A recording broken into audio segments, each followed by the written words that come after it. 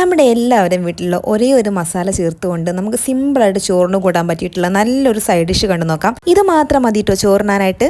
Video ഇഷ്ടമായാൽ ലൈക്കും സബ്സ്ക്രൈബും ഒന്ന് ചെയ്തേക്കണേ. നമ്മുടെ ഈ റെസിപ്പി തയ്യാറാക്കാൻ തുടങ്ങാം. അതിനായിട്ട് ഞാനിവിടെ എടുത്തിരിക്കുന്നത് ഉരുളക്കിഴങ്ങാണ്. ഉരുളക്കിഴങ്ങ് ഇതുപോലെ നല്ല ചെറിയ ചെറിയ പീസസ് ആയിട്ട് കഷ്ണങ്ങളായിട്ട് മുറിച്ചെടുക്കണം. ഈ ഒരു രീതിയിലാണ് കേട്ടോ മുറിച്ചെടുക്കേണ്ടത്. മുറിച്ചെടുത്തതിന് ശേഷം നന്നായിട്ട് കഴുകിയെടുക്കണം. കഴുകിയെടുത്ത് വാർത്തിട്ടുള്ളതാണ്. ഞാനിപ്പോൾ ഇവിടെ ഏകദേശം ഒരു 4 മീഡിയം വലുപ്പത്തിലുള്ള ഉരുളക്കിഴങ്ങ് എടുത്തിട്ടുണ്ട്. ഇതിലേക്ക് ആവശ്യത്തിന് ഉപ്പും വെള്ളവും മുങ്ങി കിടക്കുന്ന പാകത്തിന് വെള്ളം ഒഴിച്ചു കൊടുക്കുക.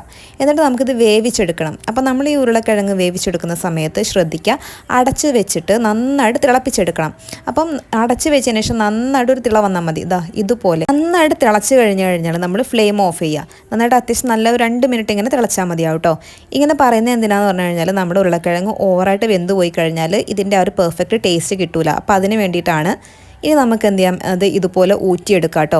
ഇപ്പോൾ ഉരുളക്കിഴങ്ങ് വെന്തിട്ടുണ്ടോ എന്ന് വെച്ചിട്ടുണ്ടെങ്കിൽ വെന്തിട്ടുണ്ട്, എന്നാൽ ഒരുപാട് വെന്ത് കുഴഞ്ഞു പോയിട്ടുമില്ല. ആ ഒരു പരുവത്തിലായിരിക്കണം എടുക്കേണ്ടത് കേട്ടോ. ഒരുപാട് ഓവറായിട്ട് ഇത് കുക്കായി കഴിഞ്ഞാൽ എന്താ പ്രശ്നം എന്ന് വെച്ച് കഴിഞ്ഞാൽ നമ്മൾ തയ്യാറാക്കി എടുക്കുമ്പോൾ അത് ഒന്നായിട്ട് ഉടഞ്ഞ് മാഷായി പോകും. അപ്പോൾ നമുക്ക് പെർഫെക്റ്റ് ആ ടേസ്റ്റ് ഒന്നും കിട്ടില്ല.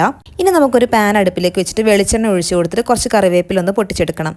എന്നിട്ട് അതിലേക്ക് നമ്മൾ നേരത്തെ വേവിച്ച് വെച്ച് ഊറ്റിയിട്ടുള്ള അതുണ്ടല്ലോ നമ്മൾ ഉരുളക്കിഴങ്ങ് അത് ഇതിലേക്ക് ഇട്ട് കൊടുത്തിട്ട് നമ്മളിത് നന്നായിട്ട് മൊരിച്ചെടുക്കണം. അപ്പോൾ ഇനി ശ്രദ്ധിക്കേണ്ടത് എന്താണെന്ന് വെച്ച് കഴിഞ്ഞാൽ ഈ ഉരുളക്കിഴങ്ങ് നമ്മൾ വേവിച്ചെടുക്കുന്നത് ഒരു ഹൈ ഫ്ലെയിമിലാണ്, മീഡിയം ടു ഹൈ ഫ്ലെയിമിലാണ്. ഒരുപാട് ലോ ഫ്ലെയിമിലൊന്നും ഇട്ട് കൊടുക്കണ്ട. നമ്മളൊന്ന് ഹൈ ഫ്ലെയിമിൽ ഇട്ട് കൊടുത്തിട്ട് ഇങ്ങനെ അടച്ച് വയ്ക്കുകയൊന്നും വേണ്ട, ഇനി കുക്ക് ചെയ്യൊന്നും വേണ്ട. നമ്മൾ ഈ ഉരുളക്കിഴങ്ങിനെ ഒരു കളർ ചേഞ്ച് ആക്കി എടുക്കണം. അതായത് ഒന്ന് റോസ്റ്റായിട്ട് നല്ല മൊരിഞ്ഞു വരുന്ന രീതിയിൽ. ഇത് കണ്ടോ, ഇതിൻ്റെ എല്ലാത്തിൻ്റെയും കളറ് മാറുന്ന രീതിയിൽ ഒരു മഞ്ഞ കളർന്ന് മാറുന്നു. ഉരുളക്കിഴങ്ങ് നന്നായിട്ട് മൊരിയുമല്ലോ, ആ മൊരിഞ്ഞു വരുന്ന ഒരു ടെക്സ്ചറിലേക്ക് വരുന്നവരെ നമ്മളൊന്ന് വഴറ്റി കൊടുക്കണം.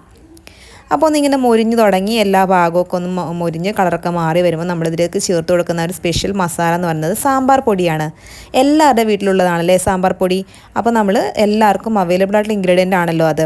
അപ്പോൾ ഞാനിവിടെ മലബാർ മസാലൻ്റെ സാമ്പാർ പൊടിയും കുറച്ച് ചില്ലി ഫ്ലേക്സ് ആണ് ചേർത്ത് കൊടുത്തിട്ടുള്ളത്. കുറച്ച് മഞ്ഞൾപ്പൊടിയും കൂടെ ചേർക്കാം. ചില്ലി ഫ്ലേക്സ് നിർബന്ധമില്ല കേട്ടോ. ചതച്ച മുളക് അത് എരിവിനനുസരിച്ച് നിങ്ങൾക്ക് ചേർത്ത് കൊടുക്കാം. എന്നിട്ട് കുറച്ച് മഞ്ഞൾപ്പൊടിയൊക്കെ ചേർത്തതിന് ശേഷം നമ്മൾ നന്നായിട്ടൊന്നും പച്ചമണം മാറിയതിന് ശേഷം അവസാനം കുറച്ച് വീണ്ടും വെളിച്ചെണ്ണ ഒഴിച്ചു കൊടുക്കുകയാണ്. എന്നിട്ട് നമ്മൾ നന്നായിട്ട് ഡ്രൈ ആക്കി എടുക്കുക. ഇത്രയേ ഉള്ളൂ പരിപാടി കേട്ടോ. നമ്മുടെ മസാലകളുടെ ആ റോ ടേസ്റ്റ് ഉണ്ടല്ലോ അതൊക്കെ മാറിക്കഴിഞ്ഞ് നമ്മളിതാ നന്നായിട്ട് ഇങ്ങനെ ഡ്രൈ ആക്കി റോസ്റ്റ് ചെയ്തെടുത്താൽ കണ്ടില്ല, സൂപ്പർ ടേസ്റ്റാണ് ഇത് കഴിക്കാനായിട്ട്. ഇങ്ങനെ തന്നെ കഴിക്കാൻ നല്ല ടേസ്റ്റാണ്. കുഞ്ഞു മക്കൾക്കൊക്കെ എന്തായാലും ഇഷ്ടപ്പെടും. അപ്പോൾ ചോറിനും ചപ്പാത്തിക്കൊക്കെ നല്ലൊരു സൈഡ് ഡിഷാണ് കേട്ടോ ഇത്. അപ്പോൾ വീഡിയോ ഇഷ്ടമായ ലൈക്കും സബ്സ്ക്രൈബും ചെയ്തേക്കാം. മറ്റൊരു നല്ല വീഡിയോ ആയിട്ട് നമുക്ക് വീണ്ടും റെസിപ്പിയിലൂടെ കണ്ടുമുട്ടാം. അതുവരെ tata bye. Thank you for watching.